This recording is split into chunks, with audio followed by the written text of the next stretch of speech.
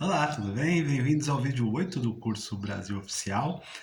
No vídeo 7 a gente conversou um pouco sobre o propósito, né? A importância de você fazer essa reflexão e encontrar um motivo suficientemente profundo, né? Para você estudar para a diplomacia. Não é uma trajetória de curto prazo, é uma trajetória de médio para longo prazo. Portanto, é importante que você tenha razões mais relevantes do que uma mera motivação, digamos, né, para estudar. Não basta você estar empolgado ou empolgada, né?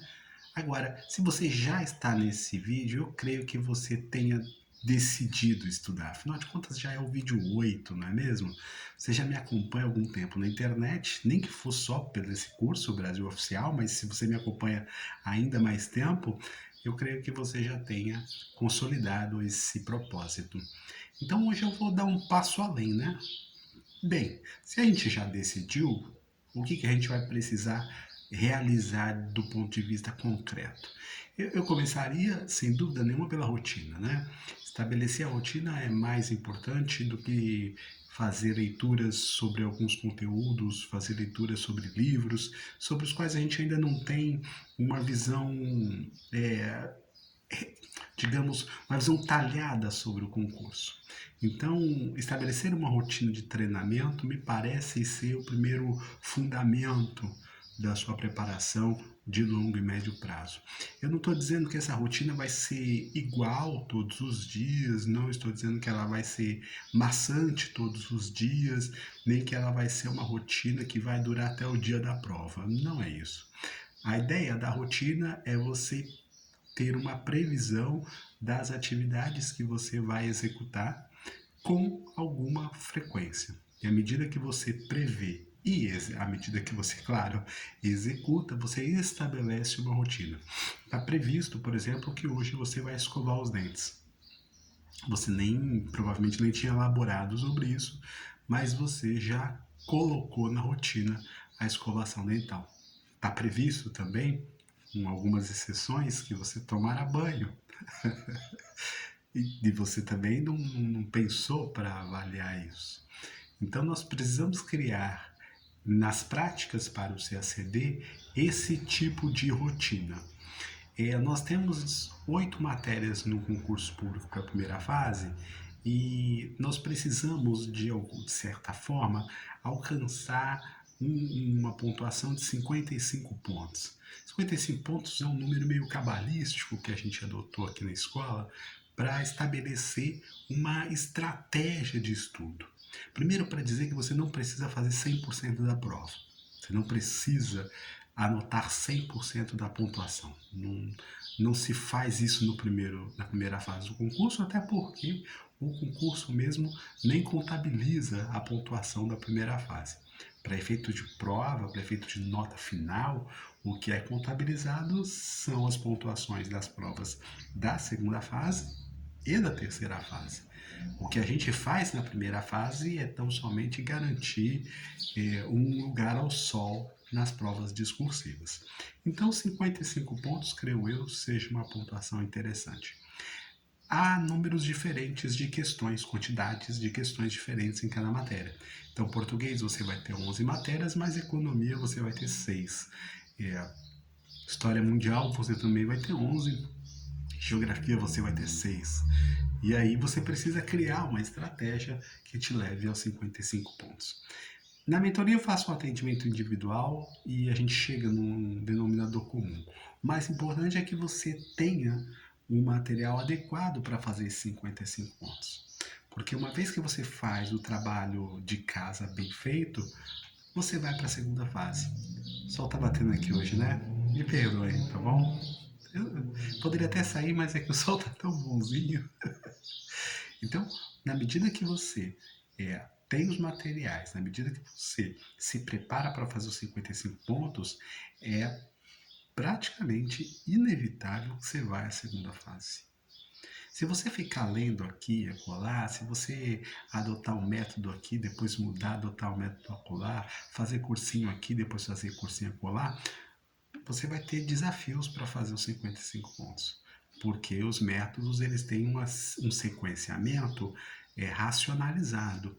Então, quando a gente propõe aqui na EDIP o método Diplocrias, a gente tem um trabalho onde a gente olha lá na frente, um caminho que eu percorri. Eu mais ou menos sei onde estão as nossas pedras das nossas trajetórias periféricas. Então, se você me der a honra de ser o seu mentor para esse trabalho, eu vou apontar aquilo que eu vejo, aquilo que eu ouço e aquilo que eu vivi no campo de batalha. Bem, o primeiro desafio para nós, sobretudo para nós periféricos, é criar rotina. Mamães e papais, sobretudo. Mamães e papais geralmente têm a rotina dos filhos, geralmente quando são crianças, né? Então a gente precisa de redes de apoio para estabelecer a rotina do CACD. Para encaixar uma rotina do CACD, eu não estou nem falando de estudar o dia inteiro, não estou nem falando de estudar meio período. Estou dizendo de incluir uma prática de atividade, uma prática para o CACD. Uma das práticas possíveis, sobretudo para quem trabalha, sobretudo para quem é mamãe e papai, sobretudo para quem tem outras atividades que são atividades de responsabilidade, digamos, maior, a gente precisa começar gradualmente. Então a gente começa com meia hora, depois passa para 1 hora, depois passa para 1 hora e meia, depois passa para 2 horas. Só método é capaz de fazer isso. Acompanhar a progressão do tempo sem desconstruir as rotinas previamente estabelecidas. Eu me lembro quando eu comecei a meditar. Sim, eu pratico meditação há uns bons anos já, 8 anos, 8, 9 anos já. Já fui para retiro.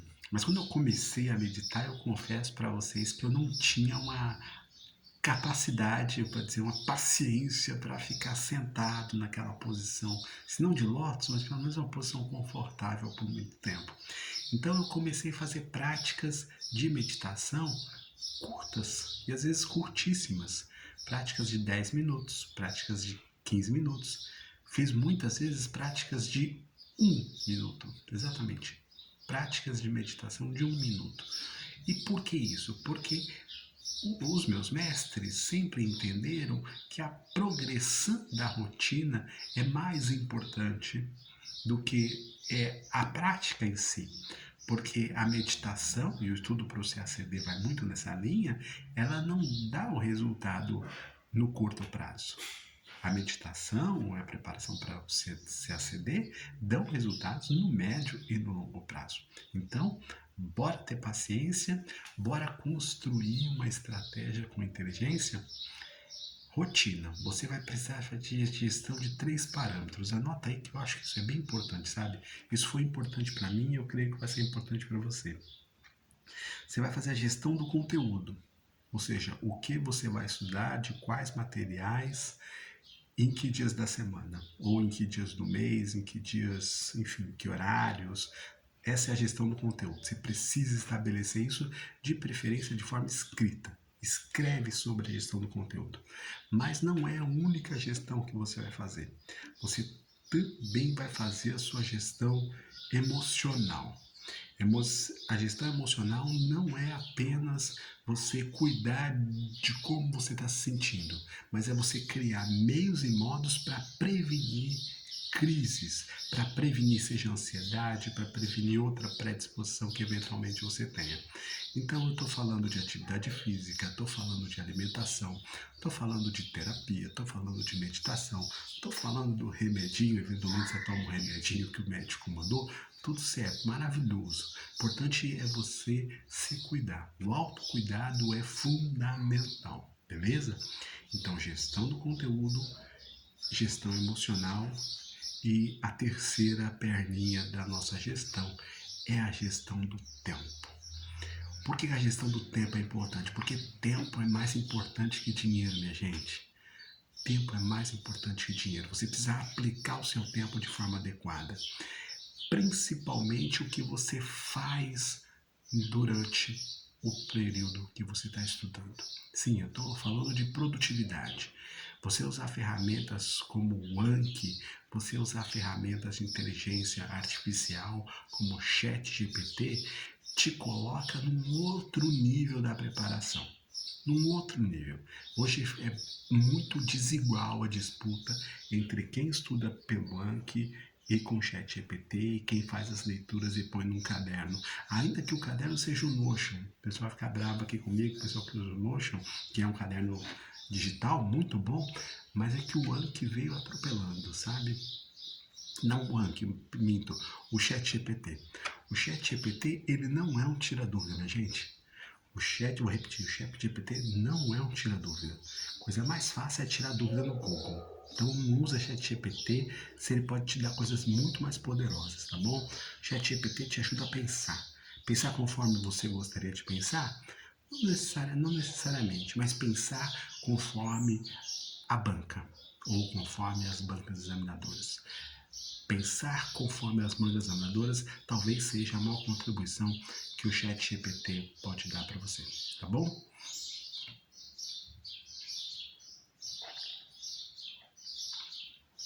Então, resumindo aqui, ó, gente. Depois que a gente define o propósito, e eu acredito que nós já temos o propósito definido, porque vocês já me acompanham com o tempo, vocês poderiam até me dizer, né? Me manda uma mensagem lá no já, César, quero compartilhar meu propósito com você. Vai ser legal. Definido o propósito, eu vou estabelecer um passo adiante. E a primeira preocupação nossa vai ser em relação à rotina.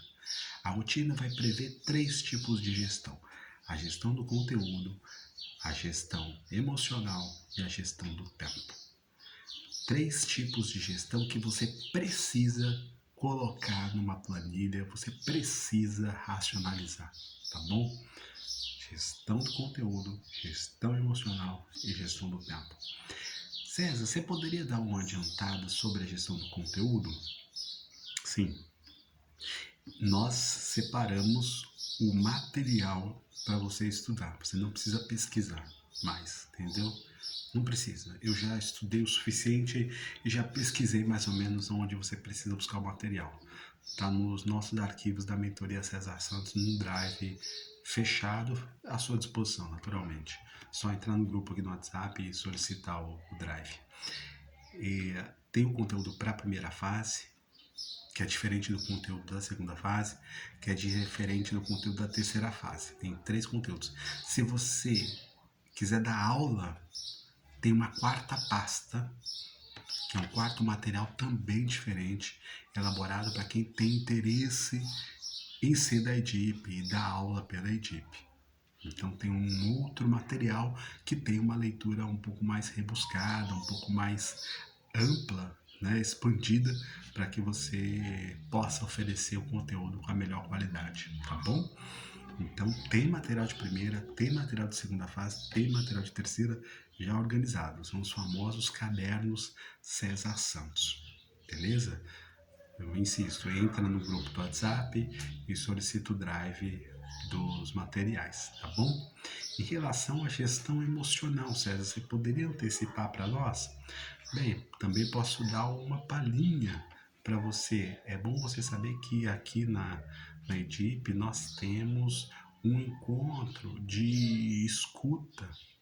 O encontro de escuta é um encontro de saúde mental onde a gente cria um ambiente para escutar você. É uma escuta em grupo, naturalmente, sobretudo para quem não pode fazer a minha mentoria, e dentro dessa escuta em grupo a gente não emite nenhuma espécie de julgamento, a gente simplesmente ouve e acolhe. Então você está convidado também para participar da EDIP Saúde Emocional, tá bom? Beleza, César. E gestão do tempo, você pode dar uma palha? Sim, gestão do tempo, para nós aqui, a gente vai começar com Enki, ChatGPT e Pomodoro. Anota aí, Enki ou Anki, como você preferir, ele é um aplicativo para revisão espaçada. ChatGPT é um arquivo, uma inteligência artificial para você pensar. Estou falando da inteligência artificial na versão paga, tá bom? Essa versão barata aí, ela é boa, claro, né? Nossa, é um avanço, mas ela não é o que a versão paga oferece.